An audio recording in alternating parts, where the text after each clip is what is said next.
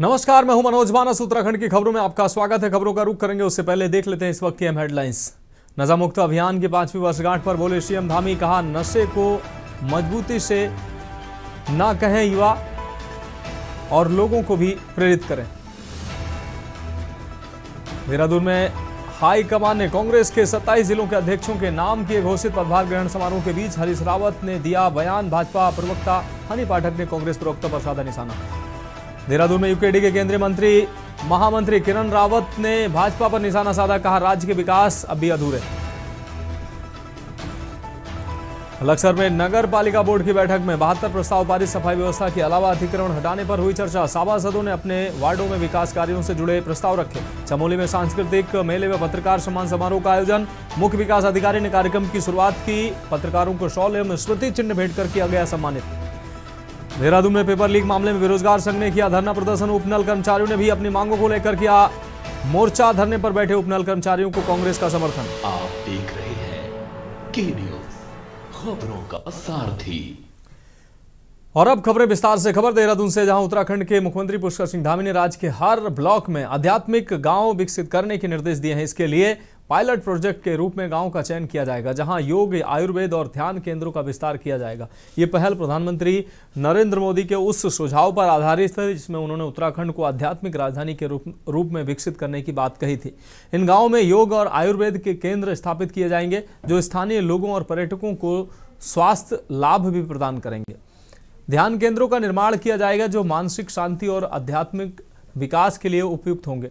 इन गांवों के विकास से स्थानीय अर्थव्यवस्था को भी बढ़ावा मिलेगा, जिससे लोगों को रोजगार के नए अवसर प्राप्त होंगे।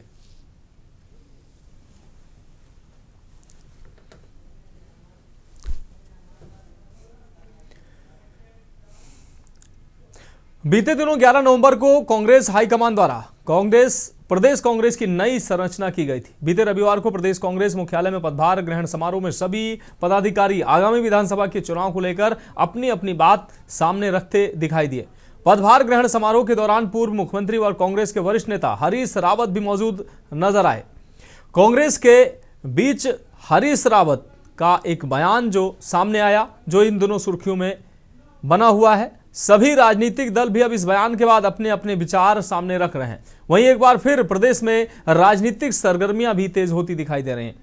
देखने वाली बात यह होगी कि आने वाले चुनाव में कौन विजयी होता है, लेकिन राजनीतिक बयानबाजियां अभी से तेज होती दिख रही हैं। पक्ष विपक्ष सभी एक दूसरे पर तंज कसते नजर आ रहे हैं। ये रिपोर्ट देखिए। उत्तराखंड में कांग्रेस के नए प्रदेश अध्यक्ष गणेश गोदियाल के शपथ ग्रहण समारोह में हरीश रावत ने बड़ा बयान दिया, जो इस वक्त सबसे ज्यादा सुर्खियों में है। हरीश रावत के इस बयान के बाद बीजेपी को भी कांग्रेस पर हमला करने का मौका मिल गया। दरअसल कांग्रेस प्रदेश मुख्यालय देहरादून में पार्टी के नए प्रदेश अध्यक्ष गणेश गोदियाल के स्वागत कार्यक्रम में हरीश रावत ने मंच से अपनी बात रखी। इस दौरान हरीश रावत ने कहा कि समाज में बहुत सारे विष पुरुष हैं। मैं उन सब से कहना चाहता हूं कि जिनके मन में थोड़ा थोड़ा विष है, उस विष को मेरी जेब में उड़ेल दें। उसको मैं अपने गले में रख लूंगा, लेकिन कांग्रेस के लिए उस विष को या तो अपने पास रखो या फिर उनकी जेब में डाल दो। विष पुरुषों ने कांग्रेस को बहुत नुकसान पहुंचा दिया है। वहीं भाजपा भी हरीश के बयान पर तंज कसती नजर आ रही है। भाजपा का मानना है कि हरीश रावत की भाषा बहुत ही आपत्तिजनक है। जो मैं देख रहा हूं, हरीश रावत अपने ही कार्यकर्ताओं को विष पुरुष के तौर पर संबोधित कर रहे हैं। कठिनाई यह है कि जिस कांग्रेस के दम पर वो अपना अगला चुनाव लड़ने जा रहे हैं, उसमें उन्हें सारे विष पुरुष दिखाई दे रहे हैं। इससे समझा जा सकता है कि कांग्रेस कहां खड़ी है। इतने वरिष्ठ नेता को ऐसा बयान नहीं देना चाहिए। उसके अवगुण नहीं देखने हैं, उसमें गुण देखने का काम करना है। और जिस दिन हम ये शुरू कर देंगे, उस दिन हमारा कल्याण हो जाएगा। मैं बहुत सारे हमारे होते हैं समाज में, जगह जगह विष पुरुष होते हैं। मैं उन सब जिनके मन में थोड़ा थोड़ा विष है, उन सब से कहना चाहता हूं, उस विष को मेरी जेब में उड़ेल दो, उसको मैं अपने गले में रख लूंगा। लेकिन कांग्रेस के लिए विष को उस विष को या तो अपने पास रखो या हरीश रावत की जेब में डाल दो। लेकिन विष पुरुषों, तुमने बहुत नुकसान पहुंचा दिया। एआईसीसी के प्रतिनिधिगण यहाँ पे हैं, यदि ये ऐसे विस्पुरुषों को दूर नहीं रखेंगे तो पार्टी का कल्याण नहीं होगा। जो नुकसान हुआ है ऐसे ही विस्पुरुषों से नुकसान। भारतीय जनता पार्टी एक लोकतांत्रिक प्रणाली के आधार पर चलने वाली पार्टी है और लोकतंत्र में हमारे जो विरोधी पार्टियां होती है उसका सम्मान भी उचित होता है। इसलिए हम उनका सम्मान करते हुए उनको अध्यक्ष बनने की गणेश गोदियाल जी को बधाई देते हैं, शुभकामनाएं देते हैं। लेकिन आप सब लोग ने देखा कि किस प्रकार से हरीश रावत जी ने वहां पर कहा कि अनेक विस्पुरुष सभी भी पार्टी के अंतर्गत हैं। तो इससे कहीं ना कहीं जो उनका आपसी गुटबाजी है, जो मतभेद है, जो मनभेद है, वो स्पष्ट परिलक्षित हुआ है। और कांग्रेस में गुटबाजी समाप्त नहीं हो सकती है। उसका कारण ये है कि वहां पर एक दूसरे का कोई नेतृत्व स्वीकार करने को तैयार नहीं है। उत्तराखंड प्रदेश कांग्रेस कमेटी के नए अध्यक्ष के रूप में गणेश गोदियाल के संगठन की कमान संभालने के बाद से भाजपा के निशाने पर आ गए हैं। भाजपा जहां प्रदेश की मुख्य विपक्षी पार्टी के खिलाफ आक्रामक हो गई है, तो वहीं कांग्रेस पार्टी के नेता भाजपा को करारा जवाब देते हुए अपने नए अध्यक्ष का पूरा बचाव कर रहे हैं। वहीं हरीश रावत ने इस बार पार्टी में हुए बदलाव की तुलना 5 पांडवों से की है। साथ ही इस बदलाव को शक्तिशाली पंचमुखी रुद्राक्ष माना है। वहीं इसी पर भाजपा विधायक विनोद चमोली ने तंज कसते हुए कहा कि कांग्रेस पंचमुखी रुद्राक्ष नहीं, अलग अलग चेहरे की पार्टी है, तभी तो सब अलग हैं। वहीं अन्य विपक्षी दलों ने भी 2027 के चुनाव की रणनीति बना दी है, जो दोनों पार्टियों को एक सिक्के के दो पहलू बता रही है। बहुत सब लोगों को बधाई देता हूं जो नई टीम इस समय एआईसीसी ने दी है, नेतृत्व ने दी है, उनको बहुत बहुत बधाई है। और कांग्रेस जनों में अभूतपूर्व उल्लास है, बहुत बड़ा उत्साह है।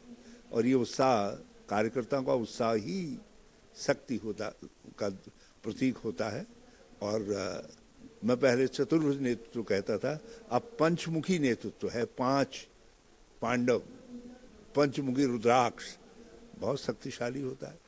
5 पांडव सब पे भारी थे, वैसे ये जो पंचमुखी हमारा नेतृत्व है ये भाजपा पर बहुत भारी हो रही है। उत्तराखंड क्रांति दल का पहले से ही मानना है कि जो ये राष्ट्रीय दल है ये उत्तराखंड के लिए छल है। और ऐसी स्थिति में अगर कांग्रेस जो पिछले 10 सालों से सत्ता से बाहर है, अगर वो कोई प्रयोग कर रही है तो हो सकता है वो उनके हित में हो। लेकिन जहां तक दोनों पार्टियों का सवाल है, उत्तराखंड की जनता इन दोनों पार्टियों से त्रस्त आ गई है और उन्होंने इन दोनों पार्टियों को सत्ता से बाहर रखने का मन बना लिया है। हालांकि उन्होंने पिछले 2 बार से बीजेपी को सत्ता में लाए हैं, लेकिन उन्होंने जनता को बुरी तरह से उनका अपमान किया है, उनको जलील किया है और उनके मांगों को लेकर, उनके सुख सुविधाओं से लेकर कभी ध्यान नहीं दिया है। ऐसी स्थिति में उत्तराखंड क्रांति दल इन तमाम मुद्दों के साथ जनता के बीच में है। देखिए, कांग्रेस और भारतीय जनता पार्टी दोनों आज हरीश रावत के विस्फुरुष बयान पर राजनीति चमकाने में लगी हैं।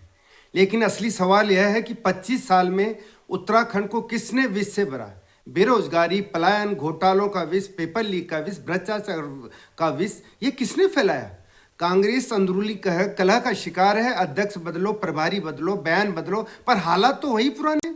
विष पुरुष कहकर वे अपने ही कार्यकर्ताओं का मनोबल तोड़ रहे हैं। और दूसरी तरफ भारतीय जनता पार्टी जो हर बयान को अपने फायदे का अवसर मानकर सिर्फ तंज कसती है, मगर अपने 10 साल के घोटाले, पेपर लीक और बदहाल सिस्टम को एक शब्द नहीं बोलती। और सच्चाई यह है कि कांग्रेस और भारतीय जनता पार्टी दोनों ही जनता के मुद्दों से भटकी हुई पार्टियां हैं। और इसी कारण 2027 में उत्तराखंड नई ऊर्जा, नए सम्मान और नए विकल्प के तौर पर उत्तराखंड स्वाभिमान मोर्चा को अपना रहा है और परिणाम भी इसी प्रकार बदलने वाले हैं। आपको बताया ना, जो पंचमुखी रुद्राक्ष की बात करें, 5 मुंह तो हैं, लेकिन अलग अलग विषयों में है। सब लोग अपने अपने अस्तित्व की लड़ाई लड़ते हैं। मैं कांग्रेस में भी, मैं तो ये मानता हूँ कि कांग्रेस में हर व्यक्ति एक पार्टी है, कांग्रेस पार्टी नहीं है।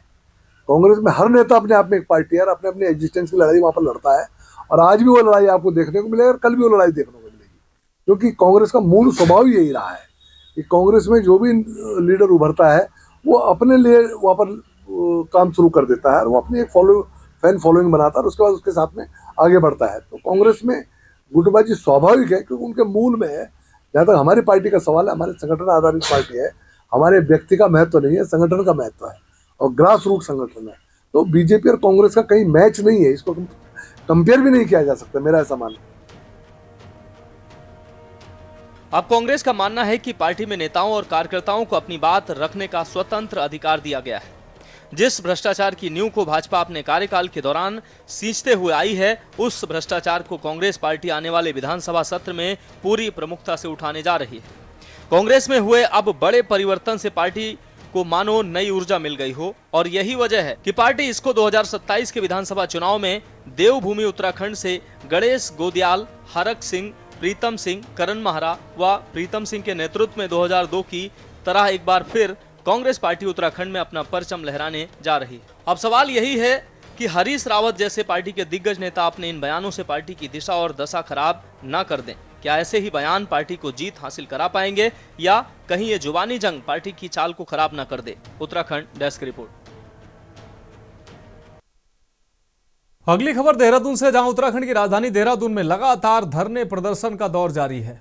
हाल ही में पेपर लीक मामले में बेरोजगार संघ ने देहरादून स्थित परेड ग्राउंड में कई दिनों तक सरकार के खिलाफ प्रदर्शन किया, तो वहीं अब उपनल कर्मचारियों ने भी अपनी मांगों को लेकर सरकार के खिलाफ मोर्चा शुरू कर दिया है।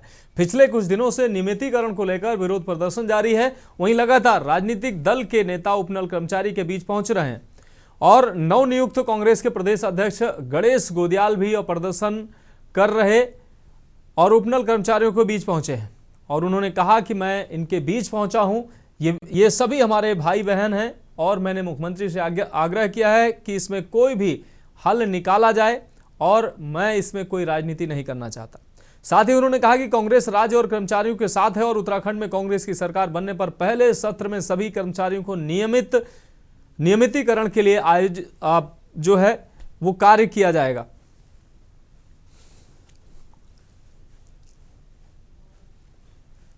जो हमारे राजकीय निगम के अभी जो अध्यक्ष हैं, उनका संबोधन जिनका हो रहा है, उनका समर्थन भी है, परिवहन विभाग का भी है, सब जो सरकारी संगठन है उनका निरंतर हमें समर्थन मिल रहा है, और सामाजिक संगठनों का भी समर्थन मिल रहा है, राजनीतिक संगठनों का भी मिल रहा है।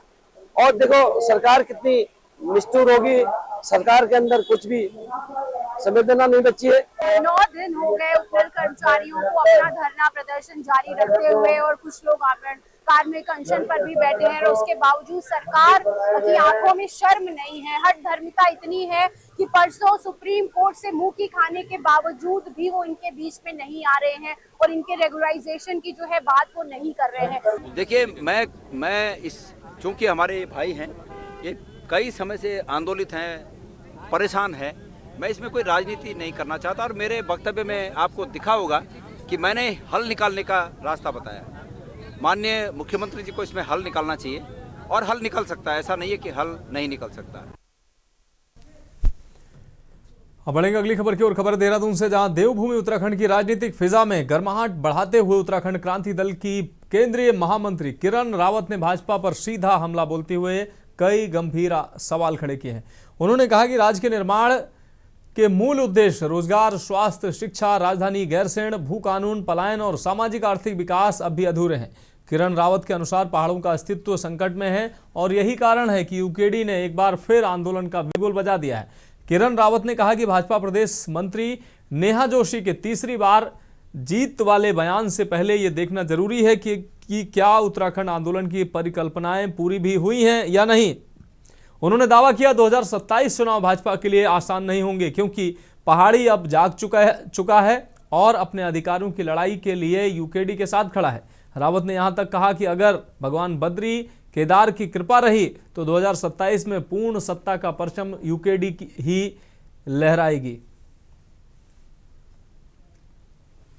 देखिए, जैसा कि आप सभी ने पढ़ा होगा कि भाजपा की प्रदेश मंत्री नेहा जोशी जी का एक बयान सामने आ रहा है, जिसमें वो कहती हुई नजर आ रही हैं कि इस बार भाजपा देवभूमि उत्तराखंड में तीसरी बार जीत का परचम लहराएंगी।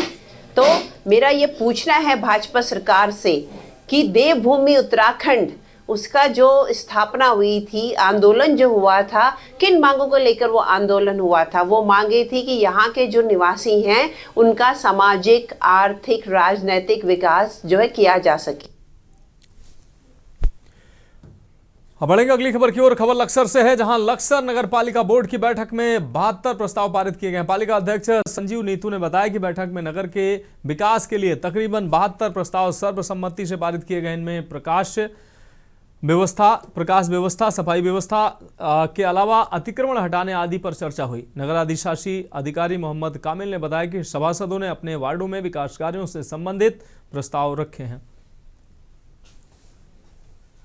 आपकी ये मीटिंग बड़े सौहार्दपूर्ण वातावरण में संपन्न हुई और सभासदों ने सभी विकास से संबंधित अपने प्रस्ताव दिए। कस्बे के विकास से संबंधित चर्चा हुई और हमारे जो है मृत पशु है उनको उनके जो है दबाने की जो बड़ी समस्या आ रही थी, उसके लिए जमीन की व्यवस्था करने की उस पर भी चर्चा की गई। बाकी शहर में जगह जगह जो है जिस हमारे 100 वाहन बराबर और टैंकर जो है ना उनके किराए के लेकर चर्चा हुई। बरात घर के साफ सफाई और रंगे पुताई को लेकर चर्चा हुई। जो हमारा रैन बसेरा है उसको अपडेट करने को लेकर चर्चा हुई। बाकी शहर के अन्य विकास कार्यों को जो प्रस्ताव सभासद द्वारा जो सब पे जो है सौहार्दपूर्ण में संपन्न हुए और वो सबको सही से पारित किया।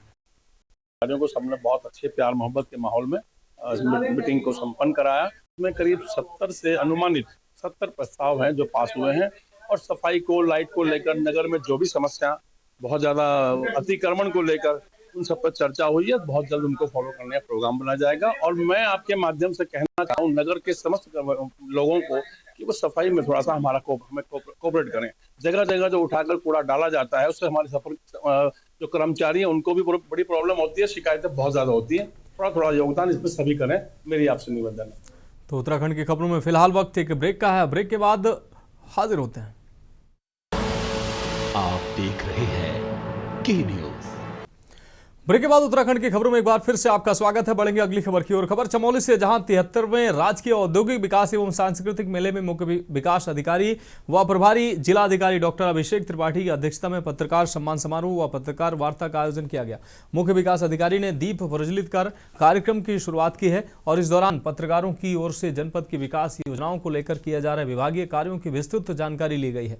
और मुख्य विकास अधिकारी ने कार्यक्रम को संबोधित करते हुए कहा कि प्रशासन और पत्रकारों के समन्वय से जनपद के विकास को गति प्रदान की जा सकती है, जिसके लिए प्रशासन और पत्रकारों के मध्य संवाद आवश्यक है।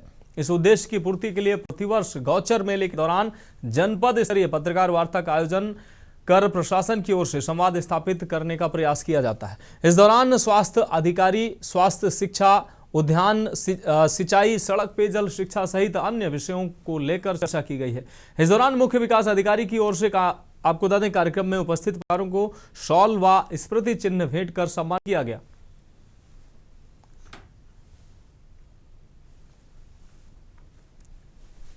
हमारे जो गौचर मेले का जो 2025 का जो ये गौचर मेले का सांस्कृतिक विकास और औद्योगिक मेला है, इसमें भी हमारे पूरे कार्यक्रमों में भी पत्रकार सम्मेलन, पत्रकार सम्मान समारोह, उसी के क्रम में आज हमारे डाइट हॉल में जो है समस्त चमोली जनपद के पत्रकारों का, प्रिंट मीडिया का, सोशल मीडिया के सभी लोग जुड़े थे। जैसा कि आप जानते हैं कि इस समय गौचर मेला अपने पूरे जोश से जो है चल रहा है और इसी मेले के तत्वावधान में पत्रकार सम्मान किया गया है और इसमें जितने भी जिला स्तरीय अधिकारी थे उनकी जो भी स्थिति थी जो है पत्रकार बंधुओं को अवगत कराया गया।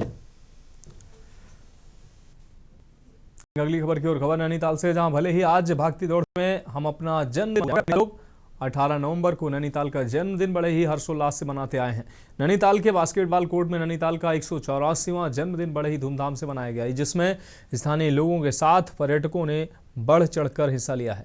नैनीताल में विभिन्न संस्थाओं से जुड़े समाजसेवियों ने 29 केक काटकर बर्थडे सेलिब्रेट करने के साथ ही स्कूली बच्चों को 200 से अधिक कंबल भी वितरित किए हैं। कार्यक्रम के दौरान नैनीताल की खुशहाली के लिए सर्वधर्म सभा आयोजित की गई, जिसमें सभी धर्मों के लोगों ने एक साथ नैनीताल के लिए प्रार्थना की। और आपको बता दें कि 18 नवंबर 1841 में पीटर वेरन नैनीताल आए थे। इसके बाद नैनीताल में बसावट की शुरुआत हुई। हर साल 18 नवंबर को यहाँ के युवक इस दिन को खास तौर पर मनाते आ रहे हैं।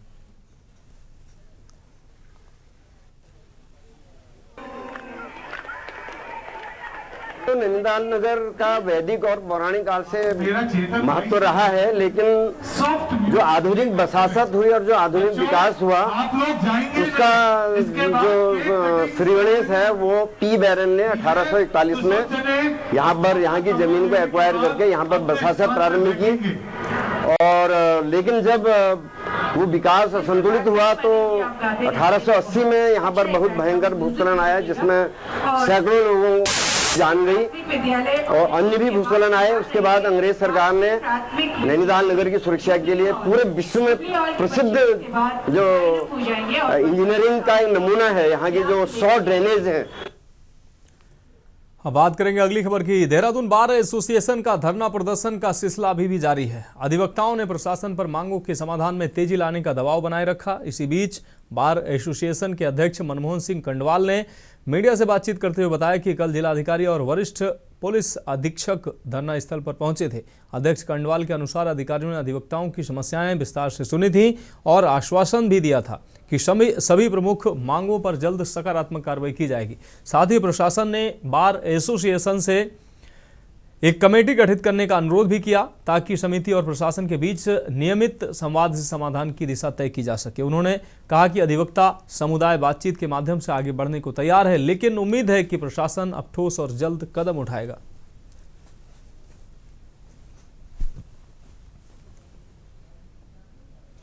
देखिए, कल वो चला कि सरकार आपके द्वार, तो कल आए थे और जो हमारी मांगे थी, हमने सारी मांगे उनके सामने रखी कि हमें और ज़मीन भी दो, हमारे जो एमडीडी से शुल्क है वह माफ़ कराया जाए, हमें और ज़मीन की व्यवस्था की जाए और सरकारी चैम्बर बनाए।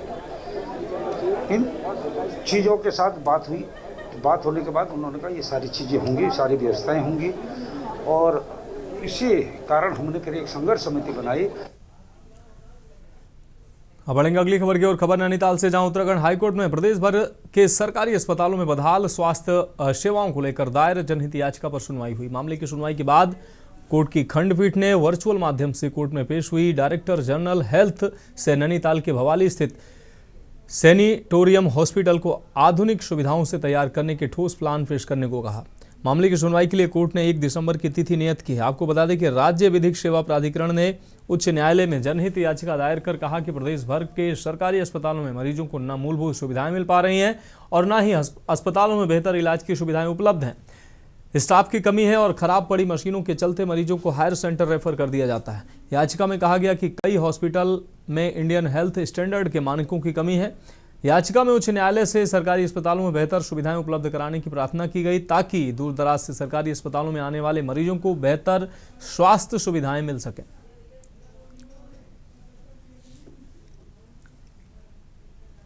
उसमें बीडी पांडे अस्पताल की दुर्दशा और पर्वतीय क्षेत्रों में कई जगहों पर अस्पतालों में एडिक्वेट फैसिलिटी नहीं है मरीजों को ट्रीटमेंट दिए जाने के लिए।